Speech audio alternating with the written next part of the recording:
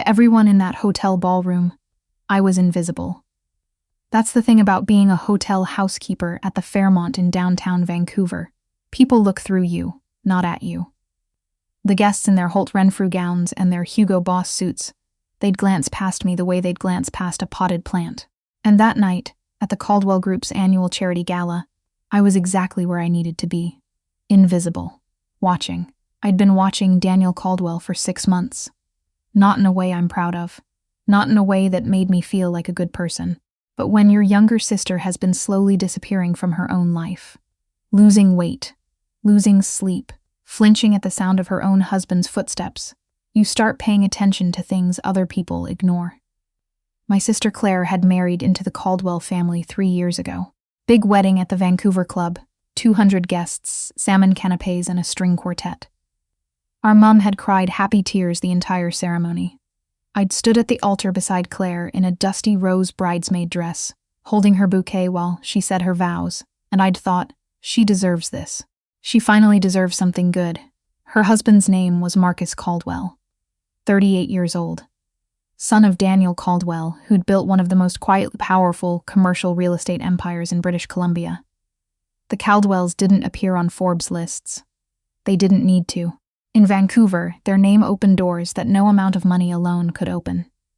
City council members took Daniel's calls on the first ring. Judges played golf with his son. The kind of wealth that moves underground, the way rivers do in limestone country. You don't see it, but it shapes everything above it.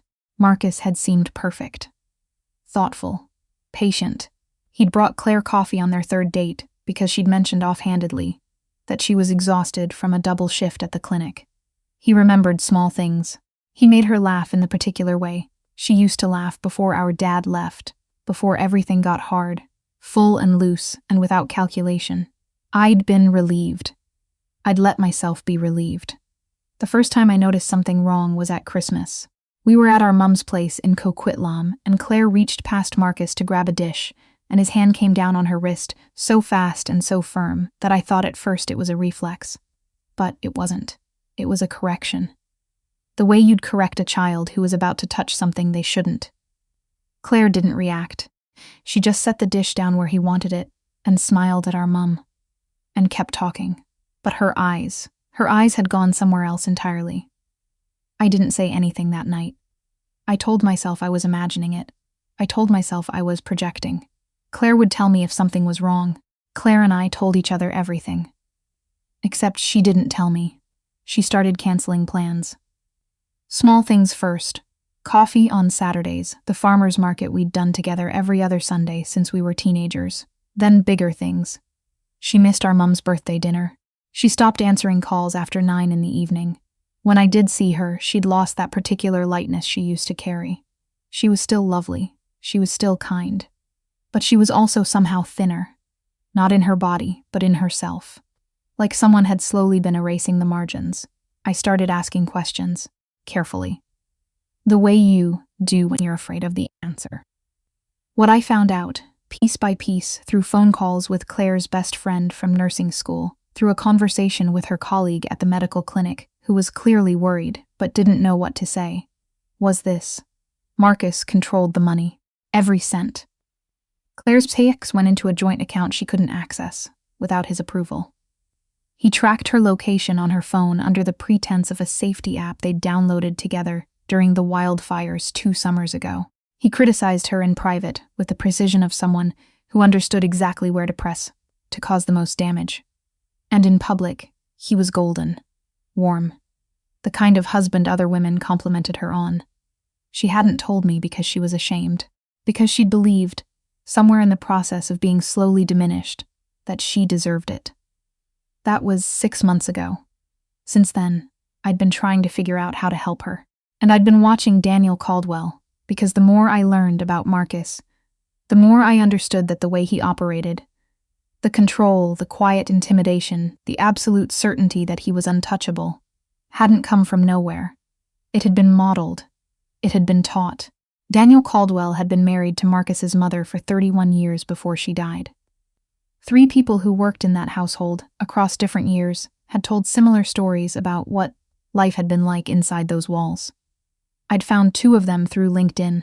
The third had reached out to me after I'd quietly asked around in the hospitality and domestic worker networks in the city.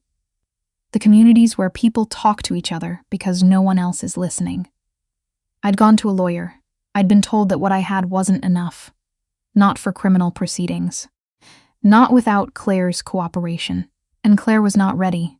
Not yet. Maybe not for a long time. Because that's how this works. And I was trying to accept that, while also being unable to accept it at all. So I'd taken a casual housekeeping shift at the Fairmont. I'd worked there before, 4 years ago, before I'd gone back to school for my social work degree. And I'd signed up specifically for the Caldwell Group Gala because I didn't know what else to do except stay close. Watch. Wait for something to shift. I wasn't sure what I was looking for. I told myself I'd know it when I saw it. I was refilling a tray of water glasses near the east corridor when I saw Daniel Caldwell and a man I didn't recognize step away from the main ballroom and into the quieter hallway beside the business suite. I kept moving. Slow. Purposeful. The way you move when you're meant to be there. The man with Daniel was younger. Early 40s. Broad-shouldered. Wearing a suit that fit the way expensive suits fit. Like it had been made around him specifically. He wasn't a guest I'd seen before. He wasn't in the event photos from previous years that I'd pulled up on my phone in the weeks leading up to tonight. He carried himself with the particular stillness of someone who was used to being the most dangerous person in a room. I set down the tray near a linen cart and adjusted the folded napkins with great focus. "The timeline moves up," Daniel said. His voice was low, but the corridor had the acoustic quality of a space designed for discretion rather than privacy. Sounds carried in a strange, flattened way. The Granville Street parcels need to clear before the end of Q2. If the rezoning application stalls again, we're exposed. The other man said something I couldn't fully catch. Then, "Marcus knows what's at stake." "Marcus is the stake," Daniel said, in a tone that didn't change in warmth or volume, but that made the back of my neck prickle. "If the sequence breaks down, we need to be able to reorganize quickly. That means no loose architecture." I didn't understand all of it. Real estate, rezoning, municipal approvals. The Caldwells operated in a world where enormous amounts of money moved through paperwork and handshakes and meetings that were never officially recorded. But I understood the shape of what I was hearing. I understood no loose architecture. I understood the way Daniel had said Marcus's name. Not like a father talking about his son, but like an asset manager talking about a liability. The other man nodded once, said something about Tuesday, and they moved back toward the ballroom. I stood very still beside the linen cart for a moment. Then I picked up the tray and went back to work. I was still turning it over in my mind an hour later when I saw Marcus arrive. He came in from the side entrance, which surprised me. The gala was well underway. The dinner service had finished, and he was dressed casually by the standards of the room, jacket but no tie. He scanned the ballroom with the particular alertness of someone who is always taking inventory of their surroundings. And then he found his father across the room, and his expression closed down in a way that I recognized because I'd seen Claire's face do the same thing. I kept watching him. He went to the bar. He ordered something neat. I was too far to see what. And he stood with his back to the room in a way that should have seemed relaxed but didn't because his shoulders were wrong. Too high, too careful. Then his phone lit up. He looked at the screen. Whatever he read there, it pulled his face into an expression I'd never seen on him before. Not anger. Something more like calculation locking into place over the top of something that might have been fear. He put the phone away and went to find his father. I positioned myself near enough to watch without being visible. It's easier than people think. When you're in a uniform, when you're carrying something, when you belong to the furniture of the evening. Daniel's face when he saw Marcus approaching was careful. Pleasant. The way a chess player looks at a board. Marcus said something short. Daniel replied.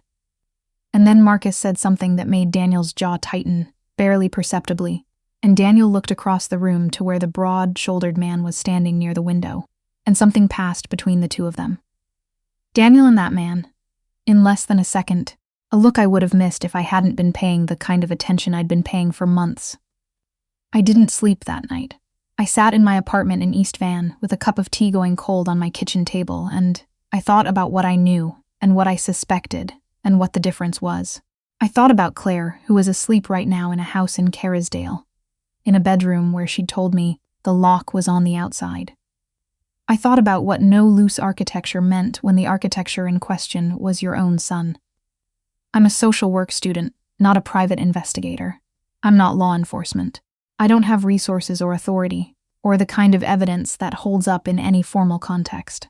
What I had was a shift at the Fairmont, a good memory, 6 months of paying very close attention, and a growing understanding that the thing threatening my sister was bigger and more interlocking than I'd originally understood. I called my friend Priya at 7 in the morning. She worked in financial regulatory compliance, and she had the kind of mind that could look at a tangled structure and find where the tension was. I told her what I'd heard. I read her the exact words I'd written down as soon as I was off shift. She was quiet for a long time. Granville Street parcels, she said finally. I've seen some municipal documents lately. Some things that came across a working group I'm part of. I can't say more than that right now.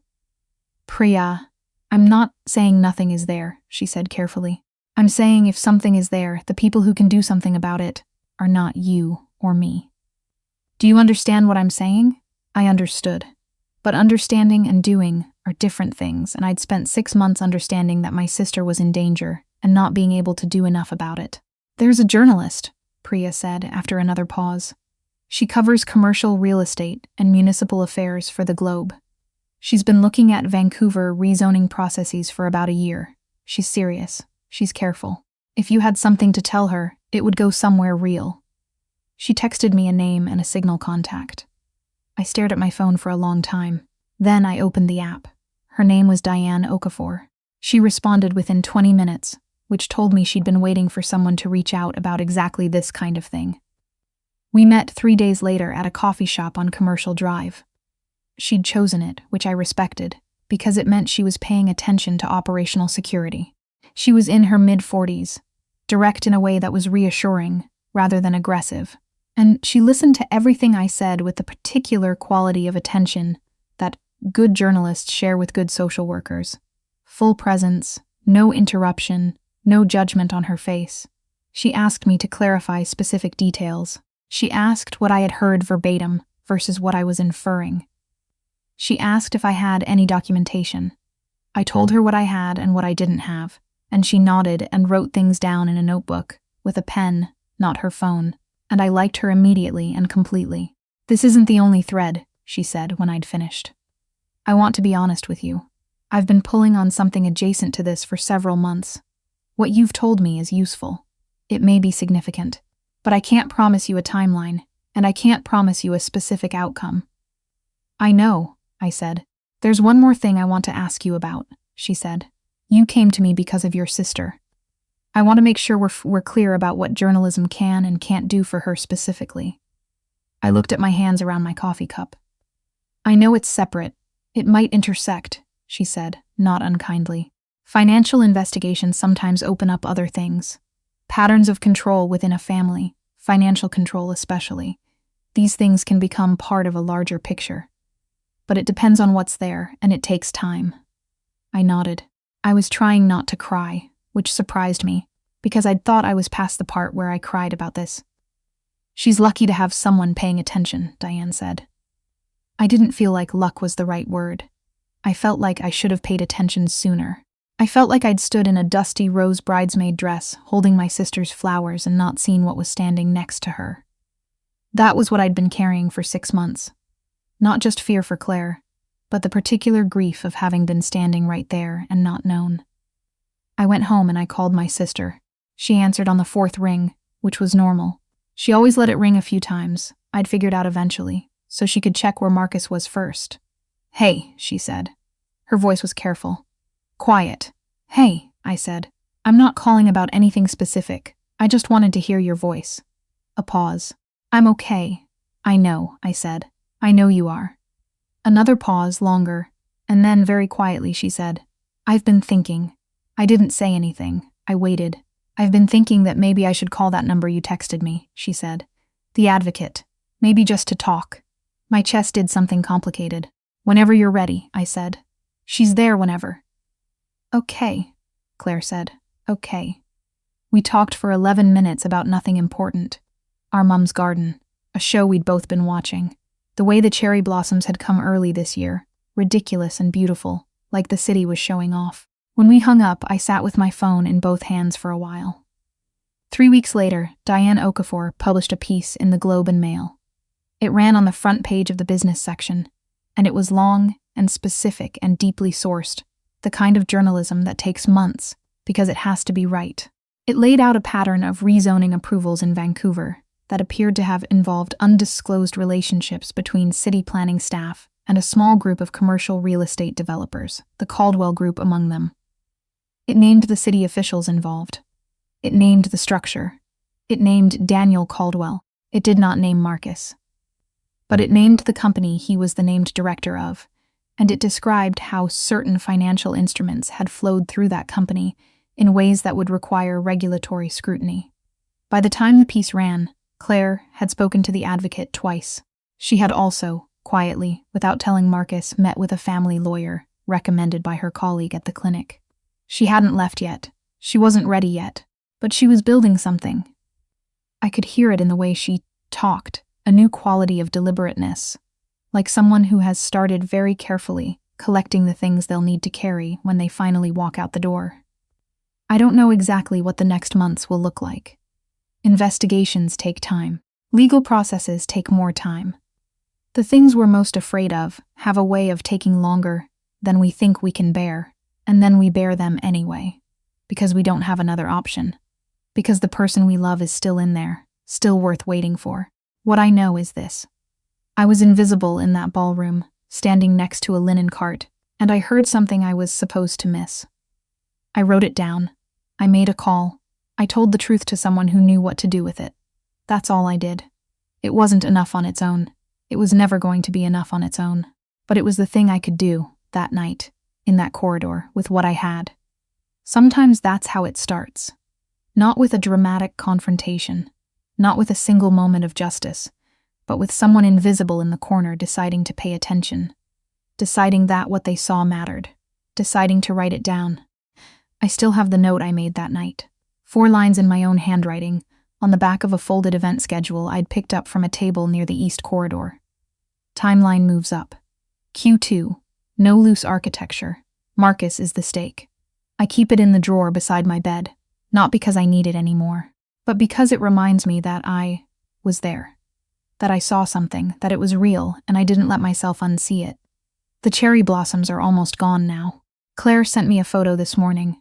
She'd taken a walk by herself, which she doesn't always get to do, and she'd stopped under a tree on a street in Kerrisdale and taken a picture of the light coming through the last of the pink.